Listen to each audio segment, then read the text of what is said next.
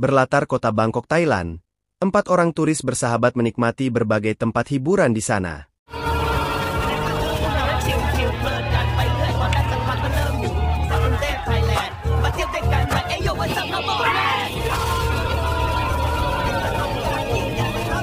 Setelah menyadari uang mereka yang hanya tersisa 3.000 baht, terpikirlah ide untuk melipat gandakan uang tersebut di meja judi berharap keberuntungan berpihak pada mereka.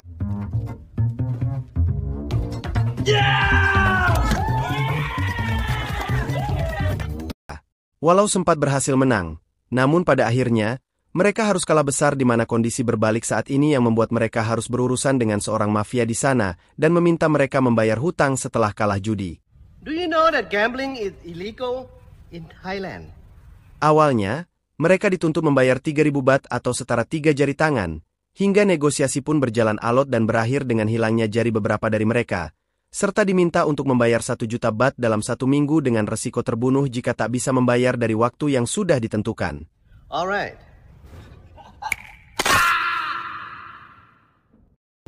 Salah satu dari mereka yang bernama John terlibat selisih paham dengan rekannya yang bernama Mike, hingga terpikirlah rencana untuk kabur dari Thailand walau rencana itu pun tak disetujui rekan lainnya karena dirasa ide itu sesuatu yang mustahil dengan paspor mereka yang disita sebagai jaminan oleh mafia itu.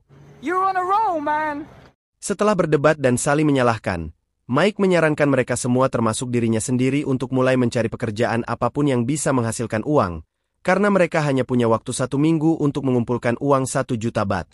Tomorrow, we go out there and we get a job. What else can we do? Esok harinya, mereka mulai berusaha mencari pekerjaan. Conan dengan tubuh tinggi besarnya menjadi petarung dan berhasil menang, meski dia hanya mendapat setengah bagian dari promotor yang membawanya. 20% for membership, 2,000 baht for tax, 1,000 for insurance. John sendiri memilih menjadi seorang dancer di tempat hiburan malam. Mike terlihat menjadi seorang guru karate, sedangkan Danny mencoba peruntungan menjadi pencopet dan nyaris tertangkap saat korbannya menyadari aksinya. Ketika mereka saling berdiskusi terkait nasib mereka, di sanalah mereka berpikir jika tak mungkin bisa mendapatkan 1 juta baht dalam 1 minggu dengan hanya mengandalkan pekerjaan yang saat ini mereka jalani, hingga saat Mike melihat gambar seorang gadis yang ada di cover majalah, terpikirlah untuk mencari jalan pintas. No way, guys. This girl, I've seen her before. Mike mengatakan jika dia pernah melihat gadis itu. Terlebih lagi dia tahu jika gadis yang bernama Iren itu adalah anak dari seorang pria kaya raya sekaligus orang yang cukup berpengaruh di Thailand itu pun mengajak rekan-rekannya untuk menculiknya dengan meminta tebusan 10 juta baht. Mike yakin jika mereka akan dengan mudah mendapatkan uang tebusan itu. Selain karena ayah Iren adalah orang kaya raya, Iren pun anak satu-satunya yang pasti sang ayah akan melakukan apapun demi anaknya sekalipun harus memberikan tebusan uang 10 juta baht. Her name is Irene Watragun. Yeah? Check it out. You can demand any ransom that we wanted. Rencana pun disusun dengan media obat bius yang akan mereka gunakan untuk melumpuhkan semua orang di rumah itu, serta sebuah mobil milik Conan yang masih berada di bengkel dan secepatnya akan diambil. I'm in too, man. Come on. Tak mau membuang waktu, Conan mendatangi bengkel milik Louis untuk mengambil mobilnya, di mana Louis sempat kesal karena Conan datang bukan di hari yang sudah disepakati.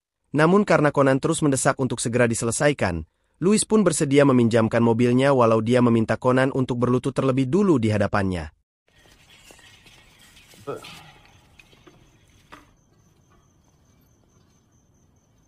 Don't break it, man. Di sisi lain tepat di sebuah rumah megah tempat Iren dan ayahnya tinggal, di mana terlihatlah para penjaga di rumah itu. Yang bersamaan dengan itu, Mike dan yang lainnya sudah meluncur ke TKP untuk menjalankan aksi penculikan itu.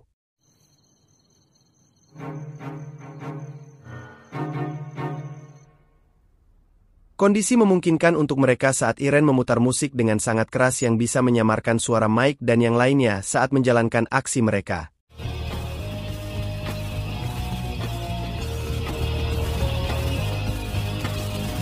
Secara perlahan, udara yang terkontaminasi obat bius mulai membuat seluruh penghuni rumah tak sadarkan diri termasuk juga Iren.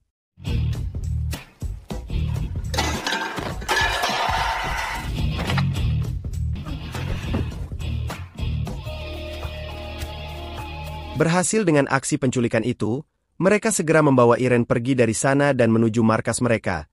Namun mereka harus terkendala dengan mobil mereka yang sempat mogok. Sementara itu, seluruh penghuni rumah pun mulai sadar dari pengaruh bius itu, di mana Haris Dawson pun berteriak memanggil para pengawalnya untuk memastikan apa yang sudah terjadi. Saat itulah Dawson menerima laporan dari anak buahnya jika Irene diculik, serta ditemukannya sebuah catatan dari Mike dan kawan-kawannya untuk menyiapkan uang tebusan 10 juta baht, serta diminta untuk tak memberitahu media, apalagi sampai melapor pada pihak polisi jika tak ingin terjadi apa-apa dengan putri semata wayangnya itu. And the ransom is 10 million baht. No police, no media, or she dies. Is that what I pay you idiots for? You can't look at. Malam itu pun pihak kepolisian mulai berdatangan untuk memeriksa apa yang terjadi sekaligus meminta keterangan Dawson terkait mungkin ada keterlibatan dari pesaing bisnis atau permasalahan dari pihak keluarga yang hal itu ditepis oleh Dawson.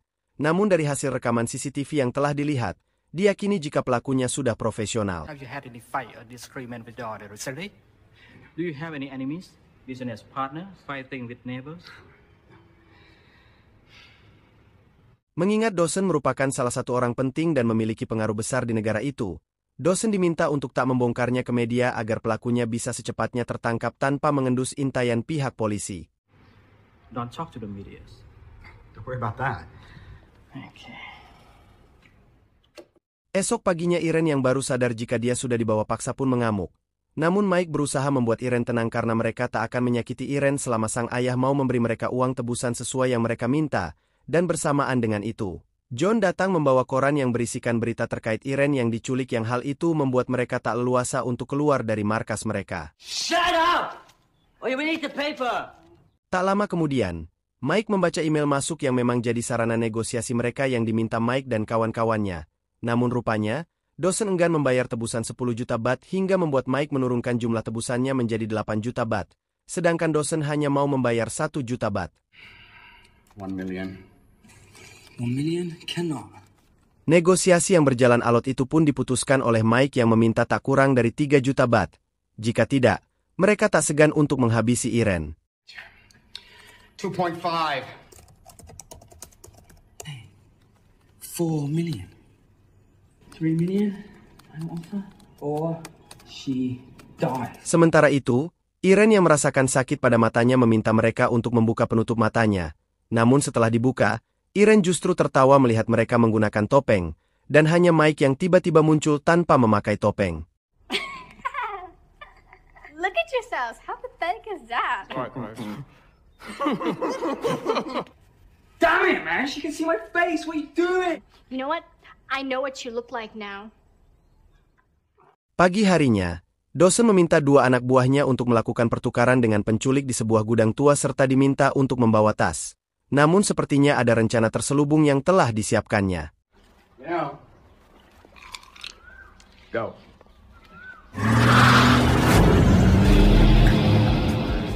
Sampai di sana, mereka berdua bertemu dengan Mike dan Danny, dan ketika mereka memberikan tas itu. Betapa kesalnya Mike dan Danny yang merasa dipermainkan ketika tahu isi tas itu hanyalah pakaian bekas. Sehingga inilah yang terjadi.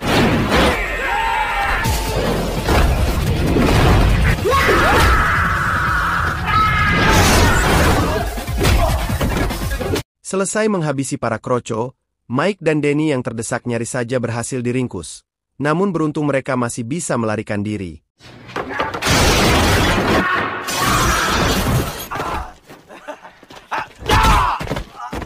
Mike lalu meminta Danny untuk kembali ke markas mereka. Sedangkan dia akan menemui temannya untuk meminta bantuan. Alright, man. See you there. Sampai di sana dan menceritakan semuanya, alih-alih mendapat bantuan dari temannya yang bernama Bulldog, Bulldog justru menyarankan untuk melepaskan Irene dan meminta Mike serta kawan-kawannya pergi dari Thailand, di mana rupanya, Bulldog mengenal dekat dengan Dawson yang tak akan memberikan uang sepeser pun, karena dia punya caranya sendiri untuk membebaskan Irene putrinya. Sekaligus itu akan jadi petaka untuk Mike dan yang lainnya. Uncle Bulldog recommend let the girl go. Leave Thailand. Sementara itu, Dawson kembali didatangi oleh pihak polisi, Namun Dawson yang lebih memilih cara sendiri daripada harus meminta bantuan polisi pun memilih diam dan menutupi pertukaran yang sedang dilakukan anak buahnya. Yang bersamaan dengan itu, anak buahnya pun datang dan kegagalan rencana membebaskan putrinya pun rupanya sudah diketahui Dawson. Namun meski mereka gagal, mereka telah berhasil memasang alat pelacak pada salah satu di antara Mike dan Danny. First you're so stupid that you let my daughter get kidnapped. Could you do me a favor and try not to mess it up this time? Di sisi lain, Irene berhasil mengelabui John dengan berpura-pura masih terikat. Namun upaya Irene untuk kabur terlebih dulu diketahui oleh Conan. Esok harinya, kedua anak buah Dawson yang terus melacak keberadaan Mike dan kawan-kawannya pun akhirnya berhasil mengetahui keberadaan Mike. Namun bersamaan dengan itu Mike kembali menghubungi Dawson terkait negosiasi yang gagal kemarin, di mana Mike terus mengintimidasi Dawson agar mau memberikan tebusan 10 juta baht sesuai permintaan awal dan tak segan akan membunuh putrinya jika Dawson kembali mempermainkan mereka. Now, I want 10 million baht. I told you I can't get that kind of money, all right? I want 10 million baht or we let the girl go. Oh, wait a minute, okay? Akan tetapi Irene pun harus mendengar kenyataan pahit saat ayahnya lebih memilih Irene terbunuh daripada harus membayar uang tebusan itu. Okay, killer. Daddy, how could you?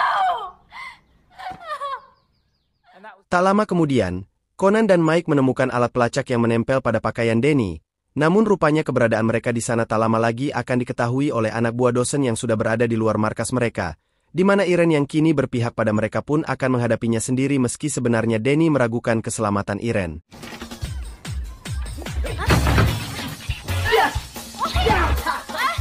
Ketika Irene berhasil dibawa anak buah ayahnya, Bulldog dan rekannya hanya memantau anak buah Dawson yang menyerang Mike dan kawan-kawannya. Bulldog lalu berusaha mencegah Mike yang akan mengejar Irene, di mana upaya Mike untuk meyakinkan Bulldog bahwa Irene dalam bahaya pun gagal karena Bulldog hanya tahu jika Irene dibawa anak buah Dawson untuk dibawa pulang tanpa tahu apa yang sebenarnya terjadi. She's safe now, and she's on her way back to Harris.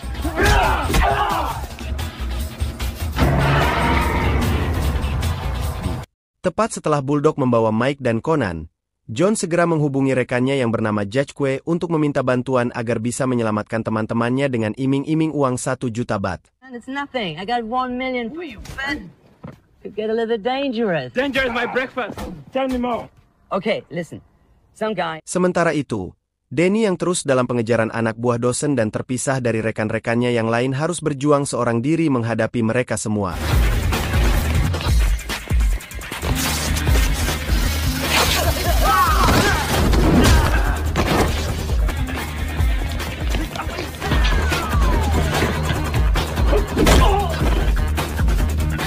Di sisi lain, Irene yang telah berhasil dibawa ke hadapan Dawson pun semakin sangat terkejut mendengar pengakuan sang ayah dengan semua rencana sang ayah, di mana rupanya Dawson benar-benar inginkan Irene tewas.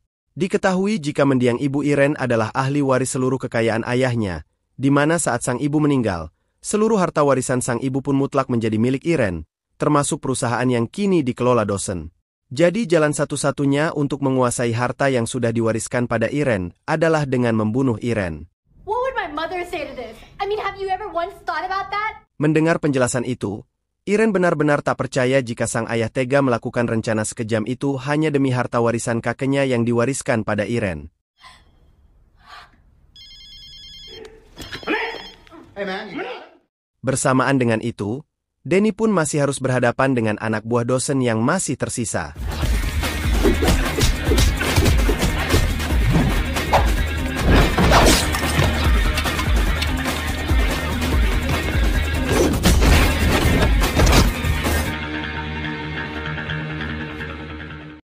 Singkat cerita, Bulldog dan Leg datang ke markas Dawson untuk memastikan kebenaran perkataan Mike. Namun jawaban yang mencurigakan dari anak buah Dawson yang seakan menutupi keberadaan Irene saat ini pun membuat mereka yakin jika apa yang dikatakan Mike adalah benar, hingga tanpa ragu mereka pun menghabisi anak buah Dawson itu.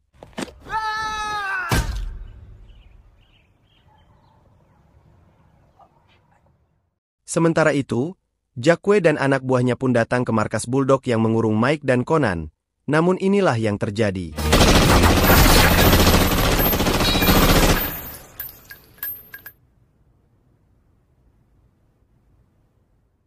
Beberapa saat kemudian, Bulldog dan Lek yang sadar jika Mike dan yang lainnya tak bersalah pun datang untuk membebaskannya kembali untuk bersama-sama menyerang Dawson dan membebaskan Irene yang diketahui berada di sebuah gedung. Sebelum berangkat ke sana, John menjelaskan jika dia tadi sempat membawa beberapa teman untuk membantunya, di mana rupanya, Jacque yang tadi sempat diberondong peluru masih bisa selamat, hingga bertambahlah kekuatan mereka untuk bisa menyerang Dawson dan membebaskan kembali Irene.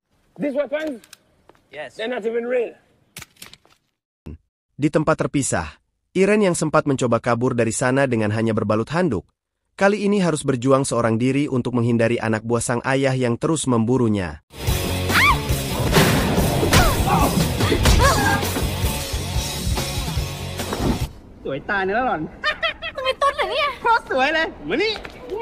Tak lama kemudian, Mike dan yang lainnya sampai di sana dan langsung dihadang oleh Satpam Cupu yang ditugaskan untuk menghentikan siapapun yang datang. Namun rupanya, Dawson sudah menyiapkan pasukan yang lebih besar yang memang dipersiapkan untuk mengantisipasi hal yang tak terduga.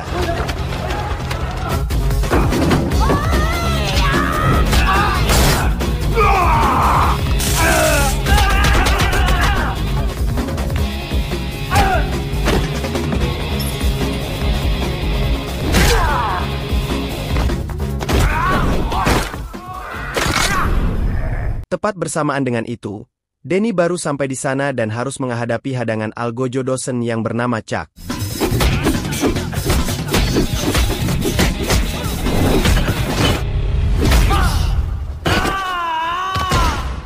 Berhasil menghabisinya, Danny yang melihat Irene dibawa oleh Dawson pun dengan cepat langsung mengejarnya menggunakan bajai yang melintas di sana.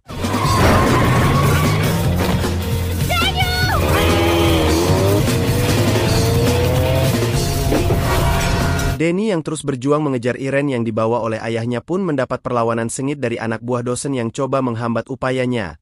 Namun tak lama kemudian, Danny pun benar-benar panik saat mengetahui Irene terjebak di dalam mobil yang sudah ditinggalkan oleh Dawson dengan posisi tersangkut di antara rel kereta api. Disinilah fakta terungkap jika Danny dan Irene sama-sama menyimpan perasaan sejak awal mereka bertemu. Namun Danny yang sebenarnya tak setuju dengan rencana Mike untuk melakukan penculikan pun membuatnya terpaksa harus melakukannya, di mana Dawson terus memperhatikan Danny dan Irene seiring dengan kereta yang semakin mendekat. Beruntung, Dawson yang bersiap menembak keduanya pun terlebih dulu bisa dihentikan, yang tak lama kemudian polisi pun berdatangan. Meski Danny dan yang lainnya terlibat dalam aksi penculikan, namun, berkat merekalah rahasia dan niat busuk Dawson bisa terungkap, sehingga pihak kepolisian hanya meminta mereka menjadi saksi sebelum mereka kembali dipulangkan ke negara mereka. That's for kidnapping me. And that's for kidnapping me too. Come on, man.